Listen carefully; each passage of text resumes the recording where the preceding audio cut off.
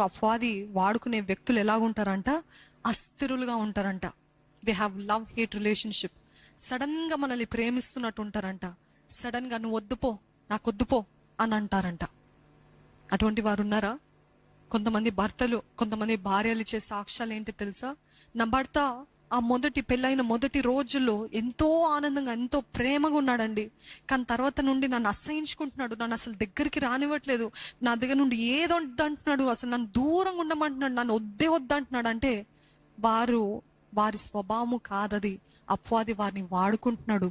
అపవాది వారిలో దూరాడు కాబట్టి, అపవాది చేత నడిపించబడుతున్నారు కాబట్టి వారు అస్థిరులుగా ఉంటారంట. సడన్ గా ప్రేమ చూపిస్తారంట, సడన్ గా ద్వేషిస్తారంట, సడన్ గా మంచి ఉంటారంట, సడన్ గా తిడతారంట. అర్థం కాదు, మనమే కన్ఫ్యూజన్లు. మరి ముఖ్యంగా ఎన్నుకోబడిన వారికి అర్థం కాదు, ఏంటి నేనేం చేశాను, నేను తప్పేంటి, నేను అంత సరిగ్గా ఉన్నాను కదా అని అనుకుంటాం. అది మీ తప్పు కాదు, అది అపవాది వారిని వాడుకుంటుంది. వారి అస్థిరత్వము మనని కన్ఫ్యూజన్లోకి నడిపించి, మన సమాధానాన్ని పాడు చేసి, మనం ఎంతగానో కలవరంతో ఉండి, అమ్మో ఎప్పుడు ఎలాగుంటారు అని భయముతోటి మనము జీవిస్తామంట. ఎందుకు అని అంటే వారిలో పనిచేస్తున్న దురాత్మను బట్టి అస్థిరులుగా ఉంటారంట. అది అపవాది చేత పీడించబడేవారు. They're always double minded. ఎప్పుడు కూడా స్థిరంగా ఉండరంట. ఒక నిర్ణయం చెప్తారు, సరే ఈ రోజు వెళ్దాం అంటారేమో, వెంటనే అడిగినప్పుడు రెడీగా సిద్ధపడిన తర్వాత ఈ రోజు కుదరదు రేపు అంటారు.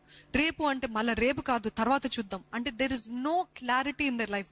మాట పైన నిలబడరంట, డబుల్ మైండెడ్ అంట. లవ్ హేట్ రిలేషన్షిప్, సడన్ గా ప్రేమిస్తానంటారంట, సడన్ గా ద్వేషిస్తారంట. అదంతా అపవాది సంబంధులు అండి, అపవాది చేత పీడించబడుతున్నవారు. అటువంటి వారు మీకు సన్నిహితులుగా, మీ తోబుట్టులు కానీ, మీ కుటుంబస్తులు కానీ ఉంటే వారి నిమిత్తమై మీరు భారంగా ప్రార్థన చేయండి. ఎందుకంటే అది వారి స్వభావం కాదు. మీకు తెలుసు వారి స్వభావం ఏంటో. పుట్టుకతోటి మీరు వారితో పెరిగారు కాబట్టి, చిన్నప్పటి నుండి చూస్తున్నారు కాబట్టి తెలుసు వారి స్వభావం అట్లాంటిది కాదు. కానీ ఈ మధ్య అలాగా మారారంటే అది వారు కాదు, వారిలో పనిచేస్తున్న దురాత్మలు. సో అస్థిరత్వం అనేది కూడా అపవాది చేత వాడబడుతున్న వారికి ఉంటుంది. మనము ఆత్మీయంగా బలంగా ఉన్నప్పుడు అవి ఏం చేస్తాయి తెలుసా అండి?